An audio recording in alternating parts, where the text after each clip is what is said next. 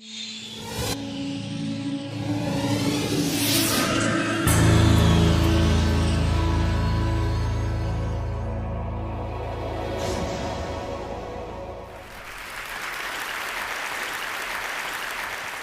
was a Saturday afternoon in May, and I suddenly realized that the next day was Mother's Day, and I hadn't gotten anything for my mom. So I started thinking about, what should I get my mom for Mother's Day? I thought, well, why don't I make her an interactive Mother's Day card using the Scratch software that I'd been developing with my research group at the MIT Media Lab. We developed it so that people could easily create their own interactive stories and games and animations, and then share their creations with one another. So I thought this would be an opportunity to use Scratch to make an interactive card for my mom. Before making my own Mother's Day card, I thought I would take a look at the Scratch website. So over the last several years, kids around the world, ages 8 and up, have shared their projects. And I thought, well, I wonder if of those 3 million projects, whether anyone else has thought to put up Mother's Day cards. So in the search box, I typed in Mother's Day, and I was surprised and delighted to see a list of dozens and dozens of Mother's Day cards that showed up on the Scratch website, many of them just in the past 24 hours by procrastinators just like myself. So I started taking a look at them. I saw one of them that featured a kitten and her mom, and wishing her mom Happy Mother's Day. And the creator very considerately offered a replay for her mom. Another one was an interactive project where when you move the mouse over the letters of Happy Mom Day, it reveals a special Happy Mother's Day slogan. In this one, the creator told a narrative about how she had Googled to find out when Mother's Day was happening.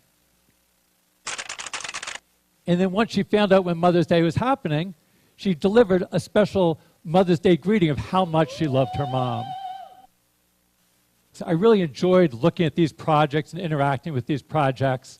In fact, I liked it so much that instead of making my own project, I sent my mom links to about a dozen of these projects. And actually, she reacted exactly the way that I hoped that she would. She wrote back to me and she said, "I'm so proud to have a son that created the software that allowed these kids to make Mother's Day cards for their mothers." So my mom was happy, and that made me happy. But actually, I was even happier for another reason. I was happy because these kids were using Scratch just in the way that we had hoped that they would.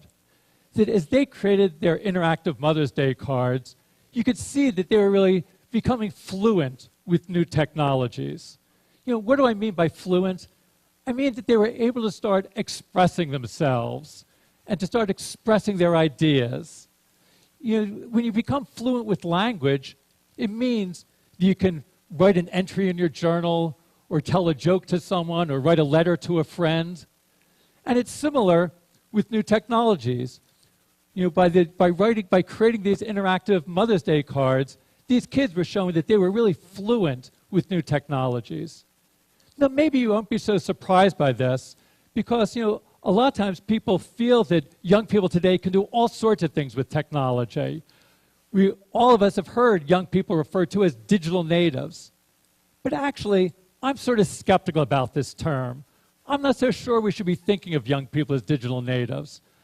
When you really look at it, how is it that young people spend most of their time using new technologies? You often see them in situations like this or like this. And there's no doubt that young people are very comfortable and familiar browsing and chatting and texting and gaming. But that doesn't really make you fluent. So young people today have lots of experience and lots of familiarity with interacting with new technologies, but a lot less so of creating with new technologies and expressing themselves with new technologies. It's almost as if they can read but not write with new technologies. And I'm really interested in seeing how can we help young people become fluent so they can write with new technologies. And that really means that they need to be able to write their own computer programs or code. So increasingly, people are starting to recognize the importance of learning to code. In recent years, there have been hundreds of new organizations and websites that are helping young people learn to code. You look online, you'll see places like Code Academy and events like Coder Dojo and sites like Girls Who Code or Black Girls Code. It seems that everybody is getting into the act. Just at the beginning of this year, at the turn of the new year, New York City Mayor Michael Bloomberg made a New Year's resolution that he was going to learn to code in 2012. A few months later, the country of Estonia decided that all of its first graders should learn to code.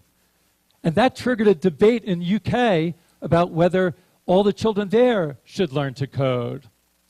Now, for some of you, when you hear about this, it might seem sort of strange about everybody learning to code. When many people think of coding, they think of it as something that only a very narrow subcommunity of people are going to be doing. And they think of coding looking like this. And in fact, if this is what coding is like, it will only be a narrow subcommunity of people with special mathematical skills and technological background that can code.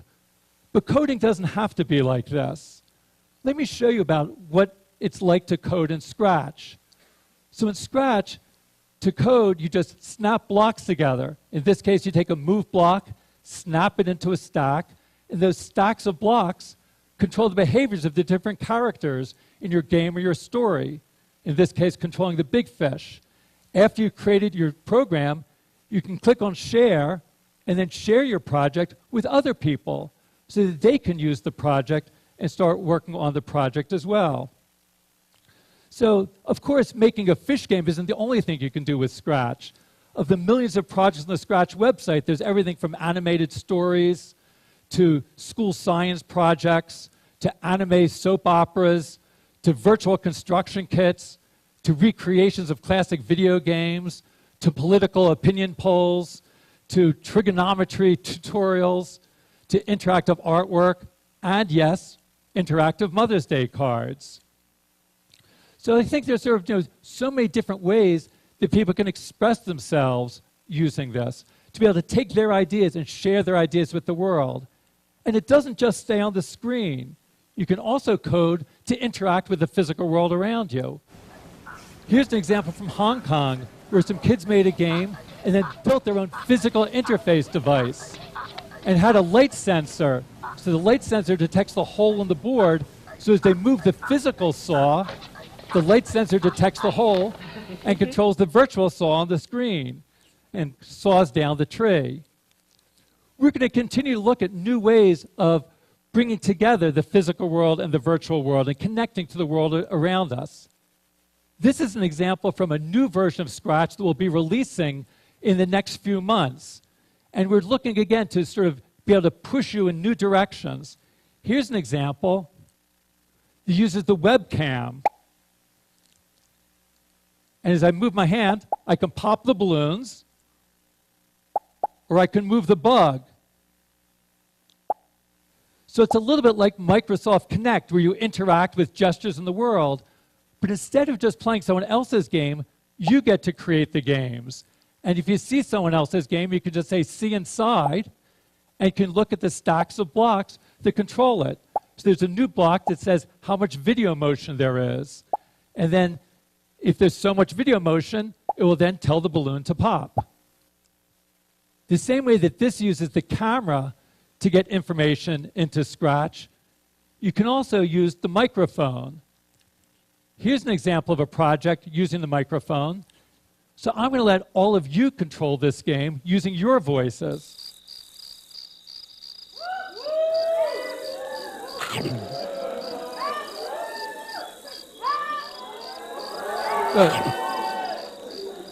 So maybe control your...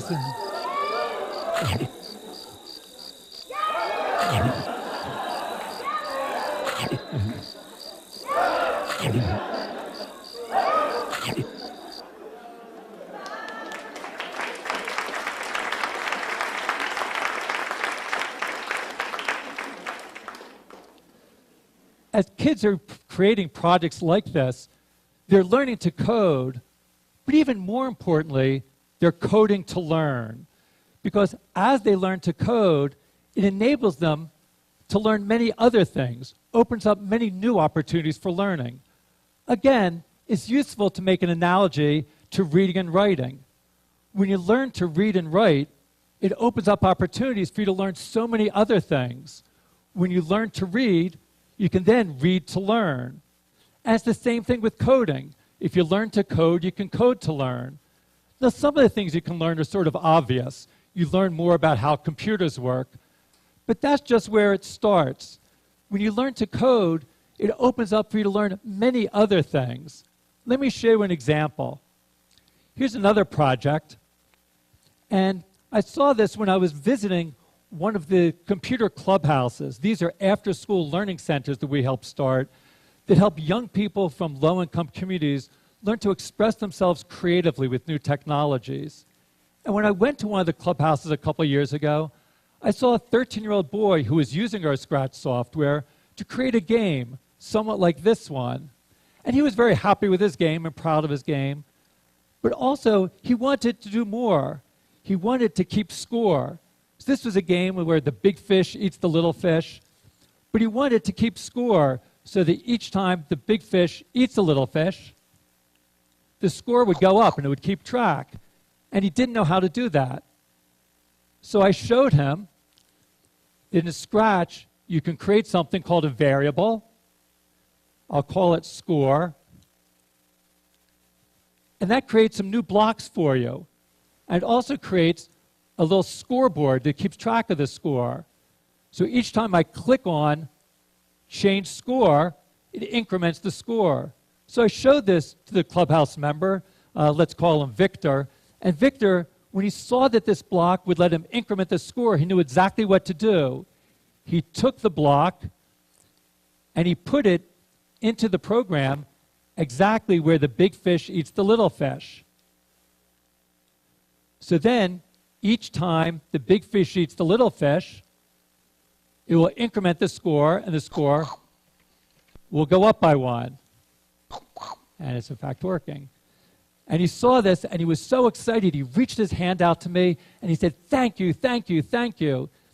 And what went through my mind was, how often is it that teachers are thanked by their students for teaching the variables?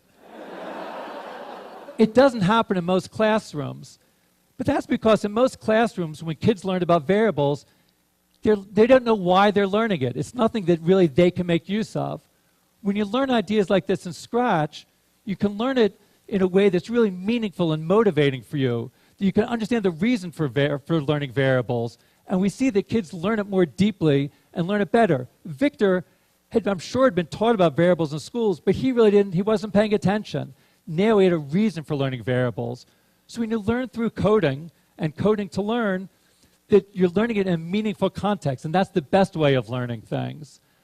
So as kids like Victor are creating projects like this, they're learning important concepts like variables, but that's just the start.